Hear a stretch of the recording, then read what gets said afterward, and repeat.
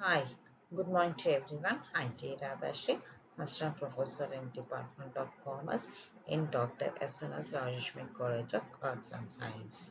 Today we are going to see about functional accounting. In the functional accounting, we are going to see about the machine hour rate method. Let me see. This is the last in the depreciation method. That is the machine hour rate method. Let me see about what is the machine hour rate method.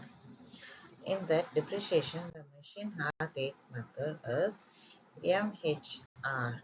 Machine hour rate is a method of calculating production overheads, observing the rate where the number of hours the machine or expected to work is divided into the budget productions overhead to give a rate per hour. Machine hour rate, owning the cost, operating cost, and other maintenance cost. It can be taken place in the overhead of the goods by using the surprising of the goods can be handled. In that way only it can be taken place by the machine hour rate method. This is the proper way of handling the machine per unit.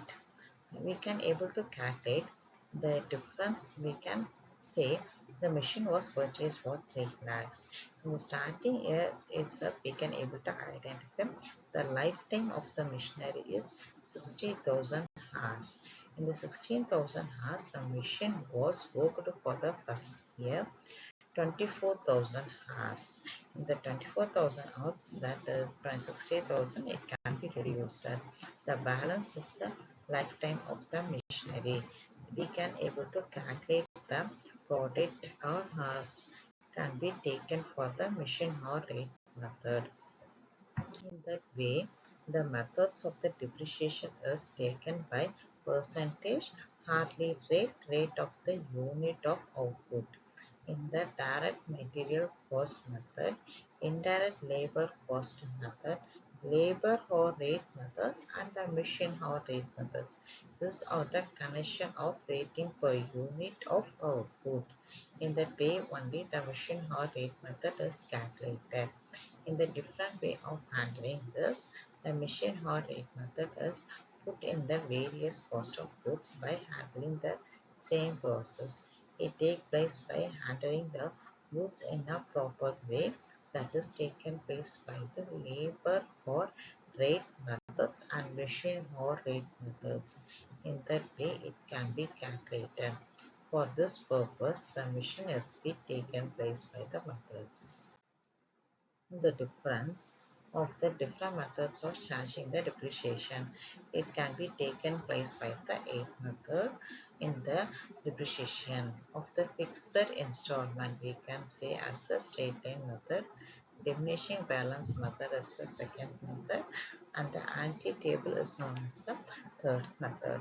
The depreciation of fund method is calculated as the fourth one.